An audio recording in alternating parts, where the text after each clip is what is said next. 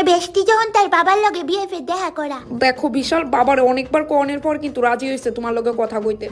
কিন্তু আমার খুব ডর লাগতেছে, ভিতরে গিয়ে কইতাম ডাকি তো ফার্স্টে। দেখো রিজেকশন আমি চাই না, আর বাবা যদি না করে দেখো আমি তোমার কি অবস্থা করি।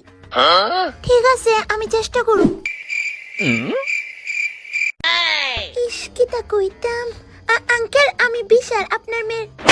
সবই বুঝলাম, কিন্তু এই ফুলারে আমি জিগামুখিতা। তো বিশাল, তোমার নাম কি? আঙ্কেল আমার নাম হইছে বিশাল। মনা তুমি বিয়া করছো নি কোনোদিন? কারণ আমি হঠাৎ করে সারপ্রাইজ চাই না। হ্যাঁ, না আঙ্কেল আমি জীবনেও বিয়ে করছি না। আপনি করছেন নি? ও করছি তো।